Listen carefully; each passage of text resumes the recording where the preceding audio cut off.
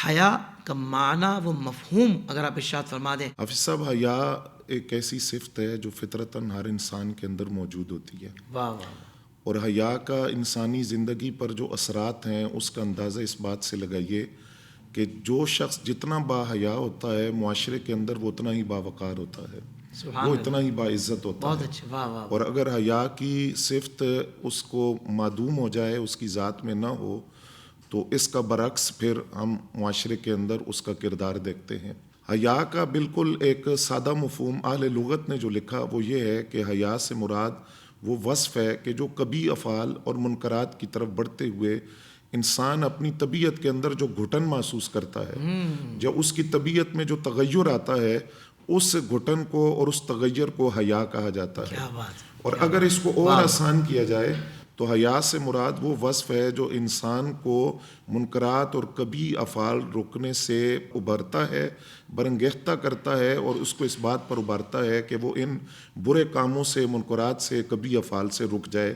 اس کو حیا کا وصف کہا جاتا ہے۔ سبحان اب اللہ، نبی رحمت صلی اللہ علیہ وآلہ وسلم کی ہم تعلیمات دیکھتے ہیں۔ آقا کریم صلی اللہ علیہ وسلم نے فرمایا کہ حیا جو پہلے انبیاء اور رسل دنیا سے تشریف لے گئے، پردہ فرما گئے، یعنی ان میں جو مشترکہ سنت ہے حیا ان میں سے ہے۔ اللہ، وہ 4 چیزیں آپ نے بیان فرمائی: مسواک کرنا، خوشبو لگانا، نکاح کرنا اور با حیا ہونا۔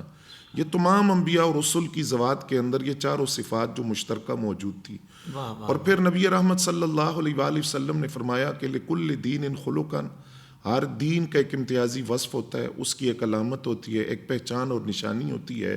اور فرمایا کہ اسلام کا جو امتیازی وصف ہے وہ حیا ہے۔ یعنی جو مسلمان ہے، کامل مومن، کامل مسلمان ہے، وہ با حیا ضرور ہوگا، حیا کے ساتھ اس کا تعلق ضرور ہوگا۔ اور پھر نبی علیہ السلام نے حیا کا تعلق ایمان کے ساتھ جوڑا، اور یہ بڑی اہم بات ہے، اور اس کو سمجھنا اس حوالے سے ضروری ہے کہ حیا اور ایمان یہ لازم و ملزوم ہے۔ فرمایا کہ یہ دونوں ایک ساتھ ہوتے ہیں، اور جب جاتے ہیں تو دونوں ساتھ جاتے ہیں۔ جب حیا چلی گئی تو ایمان چلا جاتا ہے۔ متاع ایمان جو کل متاع ہے انسان کی، بندہ مومن کی، تو جب انسان کی ذات سے حیا کا وصف ختم ہو گیا تو پھر وہ ایمان، متاع ایمان بھی اس کے ہاتھ سے نکل گیا، اور جب متاع ایمان چلا گیا تو پھر پیچھے بچا کیا؟ وہ تو دنیا بھی برباد ہو گئی اور آخرت بھی برباد ہو گئی۔ پھر آقا کریم صلی اللہ علیہ وآلہ وسلم نے ارشاد فرمایا کہ پہلے انبیاء اور رسل سے جو کلام اس امت تک پہنچا ہے، اس میں انبیاء کا یہ کلام بھی اس امت تک آیا کہ جب تم میں حیا نہ رہے فَصْنَعْ مَا شِئْتَ، پھر تم جو چاہے کرو۔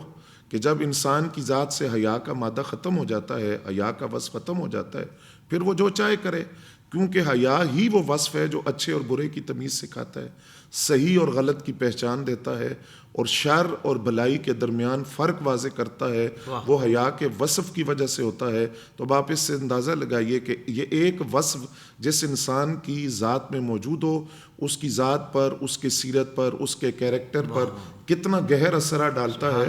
اور اگر یہ وصف معدوم ہو جائے یا اس کے اندر استحکام نہ ہو تو انسان معاشرے کے اندر وہ کیا تصویر پیش کرتا ہے، اور کیا اس کی ذات اور کیا کیریکٹر معاشرے میں ہوتا ہے اگر حیا کا وصف اس کی ذات کے اندر موجود ہے۔ اللہ اکبر، اللہ اکبر، اللہ۔ زندگی کے تمام شعبوں میں دینی رہنمائی حاصل کرنے اور آخرت کو بہتر کرنے کے لیے ہمارے YouTube channel Islamic digital studio کو سبسکرائب کر لیں اور بیل آئیکن بھی پریس کر لیں۔ قرآن سے بھی ملاتا ہے ہمارا